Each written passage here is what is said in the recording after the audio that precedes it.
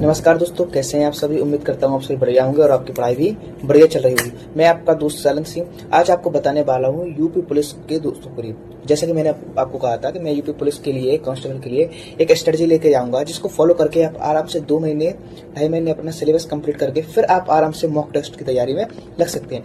इसी स्ट्रेटजी को फॉलो करके मैंने MP पुलिस कांस्टेबल ही, दिल्ली पुलिस कांस्टेबल और जो यूपी पुलिस का आपका फरवरी वाला एग्जाम हुआ था उसमें मेरे 125 क्वेश्चन सही थे। अब आंसर की आती उसमें कम ज्यादा हो सकते थे, पर जो मैंने आपके यूट्यूब पे देख के जो मैच किए थे उसमें मेरे 125-126 क्वेश्चन सही बन रहे थे काट पीट कर।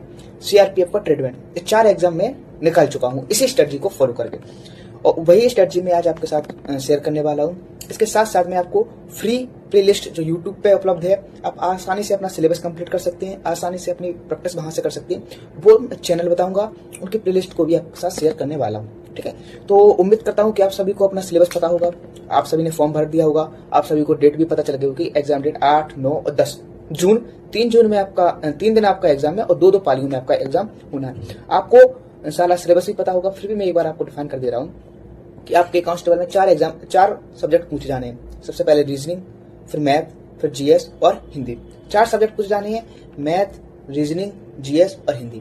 ठीक है, अब हम इनको वेटेज वाइज डिवाइड करते हैं। हिंदी की बात करूं तो 37 से 38 क्वेश्चन पूछे जा रहे हैं। रीजनिंग जो आपका एक स्कोरिंग सब्जेक्ट है और जो कहीं ना कहीं आपके सिलेक्शन में सबसे बड़ा रोल प्ले करने वाला है, क्योंकि इसमें 55 से 56 के आसपास के क्वेश्चन आते हैं। ठीक है, रीजनिंग आपके रीजनिंग 55, हिंदी 37 से 38। मैथ सबसे कम वेटेज रखता है, लेकिन सबसे ज्यादा गलती हम यहीं पे करते हैं। मैथ के क्वेश्चन 20 से लेकर 22 के आसपास पहुंच जाते हैं, कभी 19 आ जाते हैं, कभी 20, कभी 21, और जो पिछली बार है वो किसी शिफ्ट में 22 के आसपास तक इसके क्वेश्चन थी। क्लियर है। और फिर आप हिंदी मैंने बताई दिया, आपका रीजनिंग बताई दिया, मैथ बताई दिया, GS के भी 37 के 38 के आसपास क्वेश्चन रहते हैं। तो ये आपका वेटेज रहता है। टोटल आपके 150 क्वेश्चन रहने वाले हैं। पिछली बार नेगेटिव मार्किंग थी और इस बार सबसे अच्छी बात है कि आपके पास नेगेटिव मार्किंग भी नहीं है, तो इस बार आप आराम से फ्रंट फुट में आकर खेल सकते हैं। मतलब जो तुक्के लगाने वाले क्वेश्चन है वो भी आप इजिली सॉल्व कर सकते हैं, क्योंकि इस बार आपकी नेगेटिव मार्किंग नहीं है। क्लियर। तो ये सब आपका स्ट्रक्चर हो गया, किसका कैसा रहता है, कुछ सब्जेक्ट का कितना वेटेज है, ये सब मैंने बता दिया है।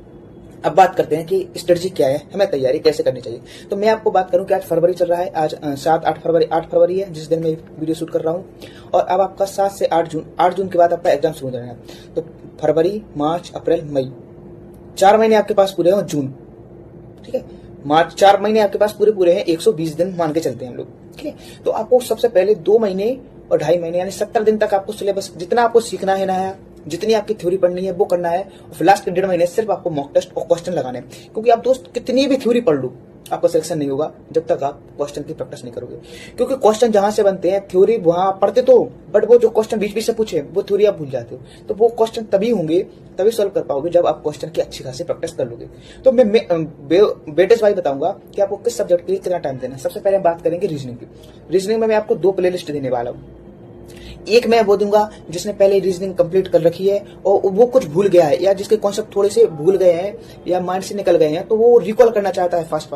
तो ये मैं ये प्लेलिस्ट देने वाला हूँ, आपको स्क्रीन पे दिख रहा होगा। ये RWA की है, इसमें 20 से 22 वीडियोज है और इसमें की पॉइंट बताए गए हैं। 20, 25 मिनट की वीडियो है, इसमें ट्रैक बताई गई है, कॉन्सेप्ट समझ लो, आप ट्रैक समझ लो, और 2-3 क्वेश्चन करवाएं। तो ये उन दोस्तों के लिए है जो पहले रीजनिंग का सिलेबस कंप्लीट कर चुके हैं और इन्हें जल्दी जल्दी अपना रिकॉल करना है, तो वो इससे कर सकते हैं। दूसरी प्लेलिस्ट रहने वाली है आपकी एग्जामपुर की, प्रीति मैम की। ये बहुत अच्छा पढ़ाती है। कंप्यूटर अगर दिल्ली पुलिस ने किसी ने निकाला होगा या तैयारी की होगी तो उसने कंप्यूटर इन मैम से जरूर पढ़ी होगी, और रीजनिंग। तो ये 2 प्लेलिस्ट आप किसी को भी जो पूरा कोर्स पढ़ना चाहता है वो प्रीति मैम के साथ चले जाना, और जो आपके कॉन्सेप्ट सीखना चाहता है वो RWA के संदीप सारियन के साथ चले जाना।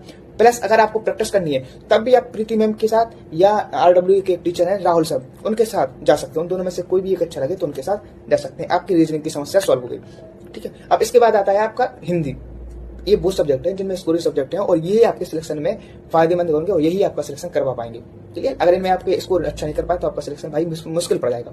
हिंदी क्या है 37 से 38। तो भाई जो यूपी कांस्टेबल की तैयारी कर रहे हैं, मैं ये मानता हूँ कि 80 से 90% दोस्त हमारे हिंदी मीडियम से होगी, तो इन्हें हिंदी तो कुछ आती होगी। इसमें वर्णमाला, विलोम शब्द, पर्यायवाची, वाक्य शुद्धि और आपकी रचनाएं वगैरह और साहित्य, ये सब आता है। क्लियर है, तो आपको पहले से कुछ आता होगा। ठीक है, तो इसके लिए मैं प्रैक्टिस 2 प्लेलिस्ट सजेस्ट करूंगा। सबसे पहले विवेक सर। मुझे लगता है पर्सनली, आप लोगों को हो सकता है अलग टीचर पसंद हो, बट मुझे पर्सनली लगता है कि विवेक सर एग्जाम्पल से पहले ज्यादा हिंदी कोई नहीं पढ़ा सकता, उनसे ज्यादा क्वेश्चन कोई नहीं फंसते। तो यहाँ पर मैं भी आपको 2 प्लेलिस्ट देने वाला हूँ। एक RWA के हीरो नवीन शर्मा सर, और एक आ गए आपके एग्जामपुर के विवेक सर। दोनों ही कंटेंट जबरदस्त है, आपको दोनों में से जो पसंद आए आप उसके साथ जा सकते हो। मैंने दोनों की प्लेलिस्ट और दोनों की लिंक आपको दे रहा हूँ। क्लियर है? आपका मैंने रीजनिंग क्लियर कर दिया, आपका मैंने हिंदी क्लियर कर दिया। फिर आते हैं आपकी जीएस। तो जीएस को भाई सबसे पहले आपको थ्योरी से कंप्लीट करना है। हाँ, मैं जीएस में ये जरूर पर्सनली आपसे कहूंगा, किसी भी टीचर की बुक मत लेना जीएस की, क्योंकि जीएस सबसे बेस्ट, सबसे सही समय पे आपको मिल सकती है लूसेंट की। उसके अलावा एक पतली सी बुक आती है, आशुतोष पब्लिकेशन की आती है, स्काई ब्लू कलर की आती है, उसकी भी लिंक मैं वीडियो के डिस्क्रिप्शन में दे दूंगा, तो आप वहां से जा ले सकते हो। 110-115 पेज की इसके आसपास रहती है।